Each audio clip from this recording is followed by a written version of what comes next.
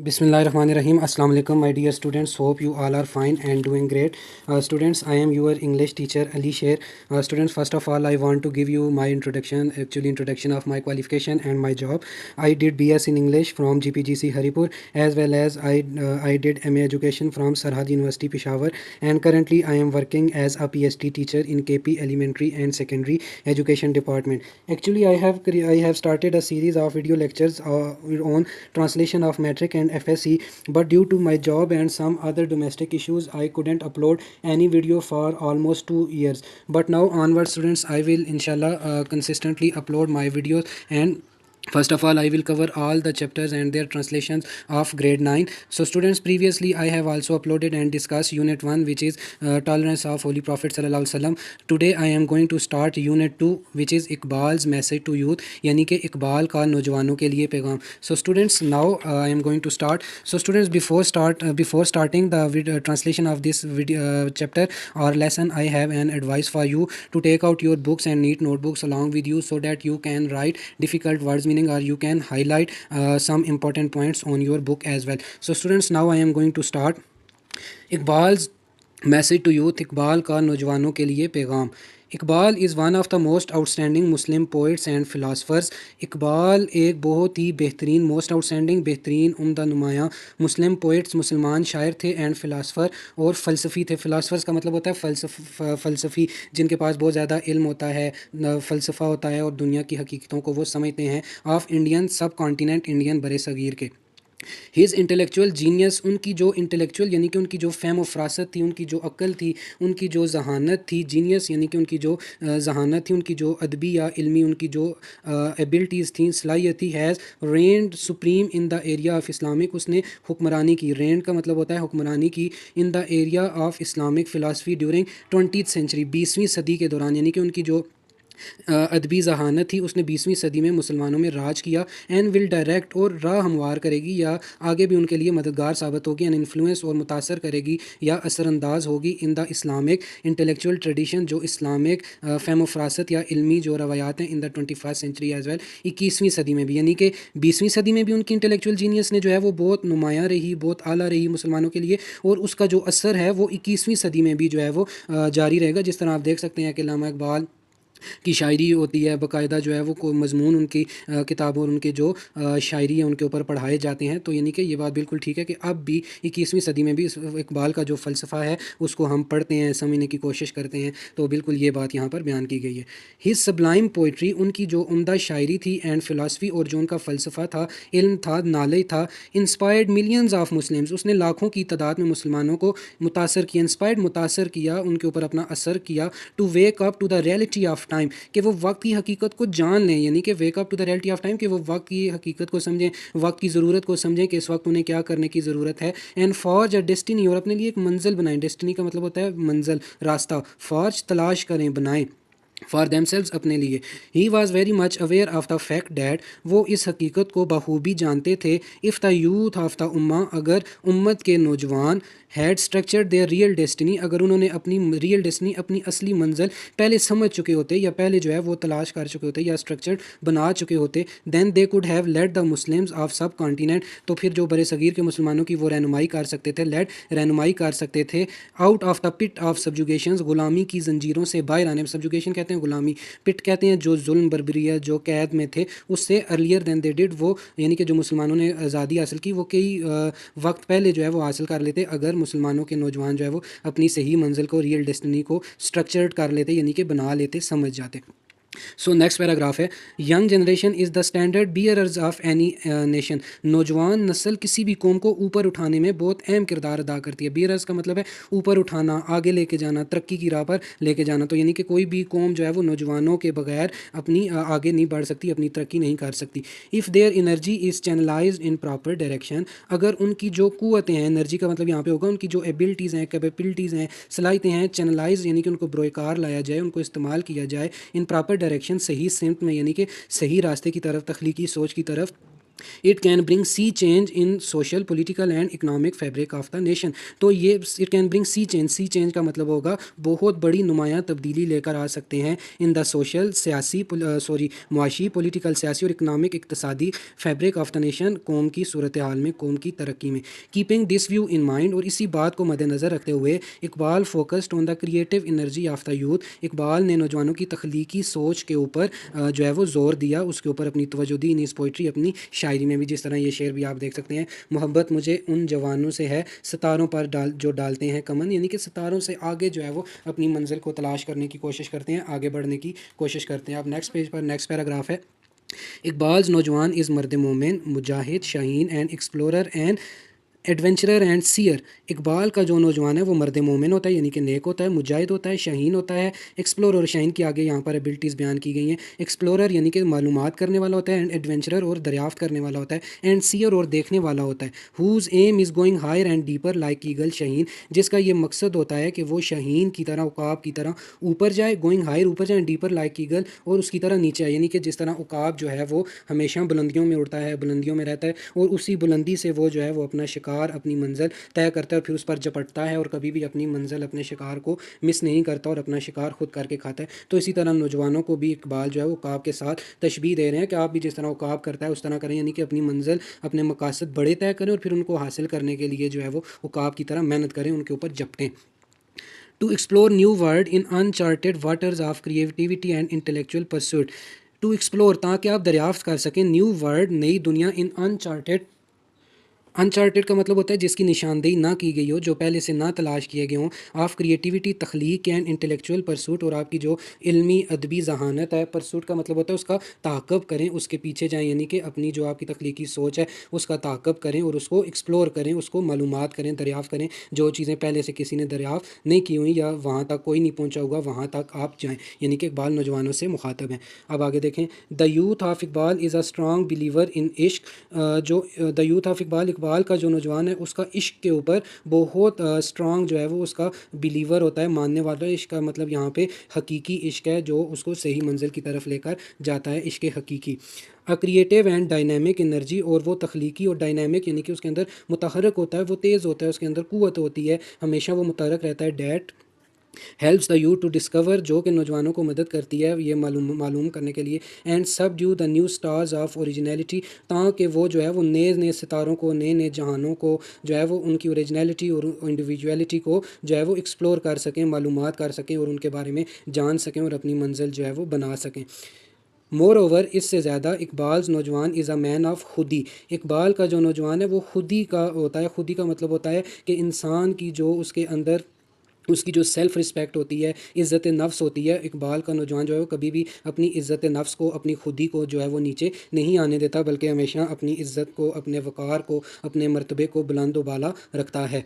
The absolute खुदी is infinitely becomes emperor of himself, यानी कि अगर उसके अंदर खुदी पैदा हो जाए, किसी भी नौजवान के अंदर खुदी आ जाए, तो वो बिलाशुबा उसे जो है वो अपना आप बादशाह, अच्छा यहाँ पे खुदी इज़ इन्फिनिटली क्रिएटिव, यानी कि अगर वो खुदी उसके अंदर आ जाए तो वो बिल्कुल एक क्रिएटिव इंसान बन सकता है। No thy self and success shall be दाइन, यानी कि अगर आप अपने आप को पहचान लें, पहचानने से, अपने आप को पहचानने से मुराद कि अगर आप अपनी सलाहियतों को समझ लें, अपनी एबिलिटीज़ कैपेबिलिटीज़ को जान लें, तो कामयाबी हमेशा जो है वो आपकी ही होगी। इकबाल ने ये बयान किया, if man becomes emperor of himself, अगर इंसान जो है वो अपना बादशाह बन जाए, then he can lead the world in his own direction, तो फिर वो इस दुनिया को अपनी सिमत में लेके जा सकता है। यानी कि अगर वो अपने बादशाह का मतलब यहाँ पे होगा कि अगर वो अपनी मंजिल तय कर ले, अपने मकासद के ताक़ब में जो है वो, अगर वो उसके अंदर खुदी हो, जज्बा हो,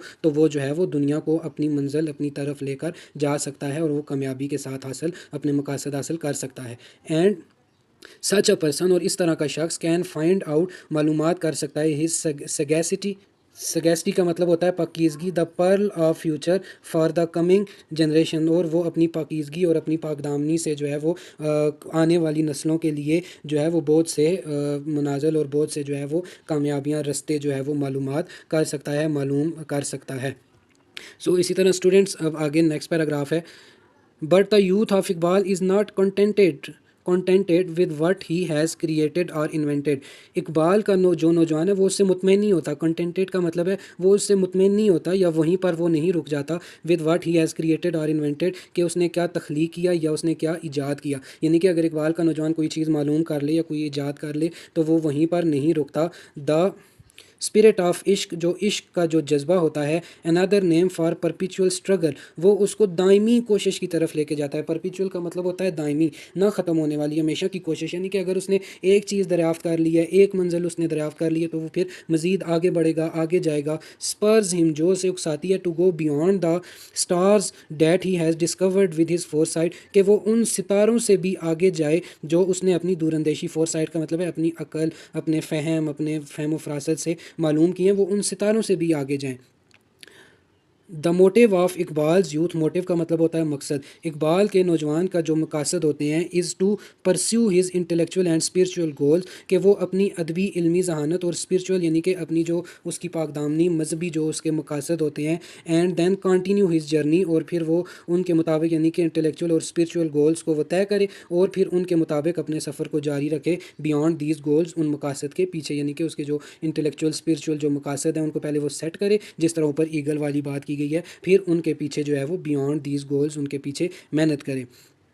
हर एक मकाम से आगे मकाम है तेरा, हयात ज़ो के सफ़र के सिवा कुछ और नहीं। यानी कि एक मकाम, एक मंजिल आपने हासिल कर लिया, आगे जाएं, अगले मुकाम पर जाएं, वहीं पर पिछले मुकाम पर ना रुक जाएं, जो इधर जो है वो क्रिएटेड और इन्वेंटेड में जो बात भी की गई है। हयात यानी कि ज़िंदगी, ज़ो के सफ़र का मतलब यहाँ पे होगा कि यानी कि नई मालूमात, एक्सप्लोरेशन, एडवेंचर्स करने के सिवा जो है वो ज़िंदगी और कुछ नहीं है।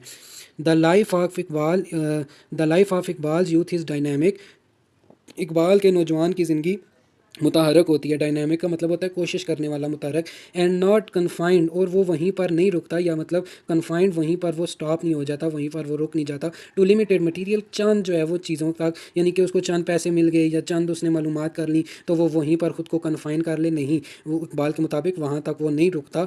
Achievement and enjoyment of it, वो उससे भी आगे जो है वो अचीवमेंट्स और इन्जॉयमेंट, उसको अचीवमेंट करने में उसको इन्जॉयमेंट महसूस होती है, वो खुश होता है, आगे बढ़ता है। ही इन्जॉयज़ द क्रिएटिव जर्नी, वो अपनी तख्लीकी जो उसका सफ़र है उसको इन्जॉय करता है। ऑफ एक्सप्लोरेशन, जो मालूमात, दरियाफ्त, इजादात करने का है।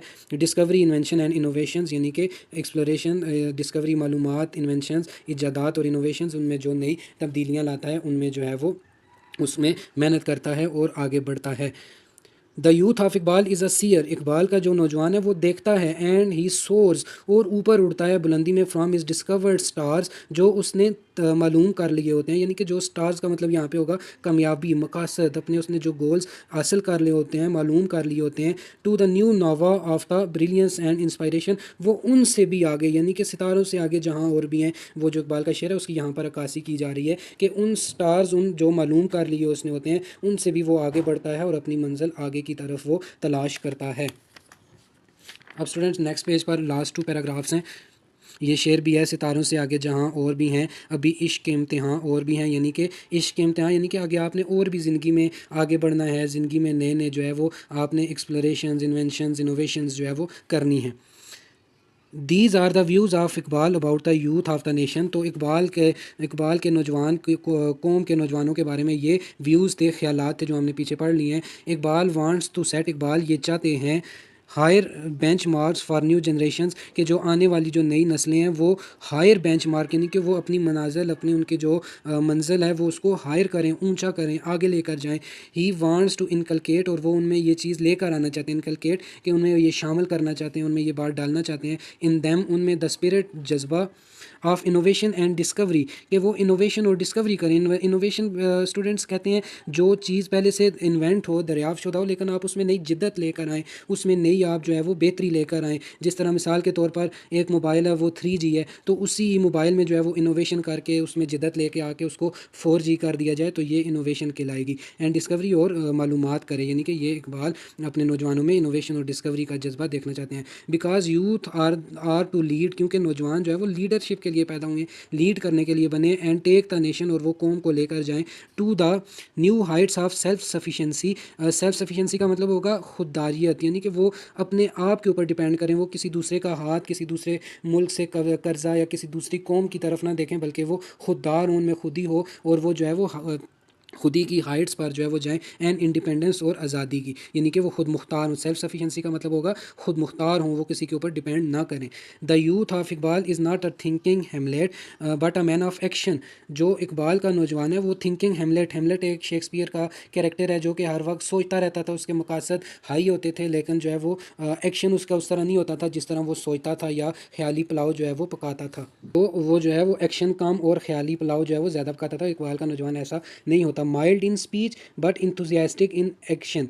माइल्ड का मतलब यहाँ पर होगा नर्म, यानी कि अपनी गुफ्तगू में वो नर्म होगा, उसकी जो बातचीत होगी वो नॉर्मल होगी, वो बिल्कुल हल्की फुल्की होगी, लेकिन इंथुजियास्टिक इन एक्शन, लेकिन उसका जो एक्शन होगा, जो काम होगा, जो प्रैक्टिकल होगा, वो उसमें वो जोश जज्बा दिखाएगा और उसमें जो है वो हिम्मत हौसले से काम लेगा। Weather he is in the battle field, अगर वो मैदान जंग में हो, और in the company of friend, या वो दोस्तों की महफिल में हो। He is pure in head and heart, वो दिल और सर में, यानी कि वो बिल्कुल दिलो दिमाग में नॉर्मल होता है, बिल्कुल जो है वो काम कूल और पीस में होता है बिल्कुल, लेकिन उसका जो एक्शन होता है उसमें वो पुरजोश गर्मजोशी दिखाई देता है, जबकि उसकी हरकत, उसके ख्यालात, एहसासात जो हैं वो नॉर्मल होते हैं। लास्ट पैराग्राफ है students, it can be concluded that, हम ये नतीजा निकाल सकते हैं, youth was the main focus of Iqbal, नौजवान इकबाल का मेन फोकस थे, यानी कि नौजवान इकबाल का मेन जो है वो टारगेट थे, इकबाल का सारा जो फोकस था वो कौम के नौजवानों के ऊपर था। ही डिक्लेयर्स यूथ, उन्होंने नौजवानों को बयान किया या वाजे किया, बताया, symbol of hope and future of the nation, किसी भी कौम के लिए उम्मीद और उनके मुस्तकबल बताया, यानी कि इकबाल ने नौजवानों को किसी भी कौम का मुस्तकबल और फ्यूचर करार दिया है, उम्मीद करार दिया है। If young generation is ready, अगर नौजवान नस्ल तैयार हो, टू कंट्रीब्यूट, के वो अपना हिस्सा शामिल कर सकें, to the progress and prosperity of ummah, के वो उम्मत की प्रॉस्पेरिटी यानी कि भलाई, फलाह बहबूद और उसकी प्रोग्रेस यानी कि तरक्की में अपना किरदार अदा कर सकें। The day is not far off, तो वो दिन ज़्यादा दूर नहीं, when the whole Muslim community will rise as mighty power, तो एक तमाम मुसलमान की जो कुव्वत है वो एक बहुत बड़ी ताकत बनकर उभरेंगे,